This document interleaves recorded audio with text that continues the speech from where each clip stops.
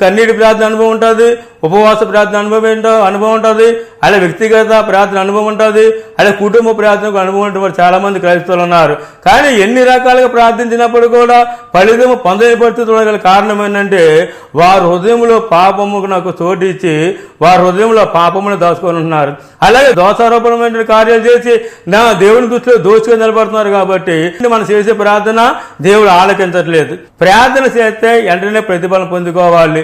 ప్రార్థనకి జవాబు ఎందుకు లేదని ఎవరికి వాళ్ళు పరిచయం చేసుకున్నట్లయితే గనక మనలో ఏదైతే లోపం ఉన్నదో అది సరస్వతిగా దేవుడికి తెలుసు, కానీ మనకే తెలుసు. కానీ మనం దాన్ని విసిపెట్టలేం. ప్రభువా నా ప్రార్థన ఎందుకు ఆలకించట్లేదు, ఎన్నో సంవత్సరాల నుంచి ప్రార్థన చేసినా సరే ఏ కార్యం కూడా అనుకున్న ప్రకారం జరగట్లేదు, ఏంటి గల కారణము చెప్పాయి అని చెప్పేసి దేవుడితో మనం ప్రార్థించినట్లయితే మనలో ఉన్న ప్రతి లోపాన్ని కూడా దేవుడు మనం బయలుపరిచి దాన్ని ఒప్పుకొని విడిచిపెట్టేటట్లుగా దేవుడు మనకి సహాయం చేస్తారు. మనం కానీ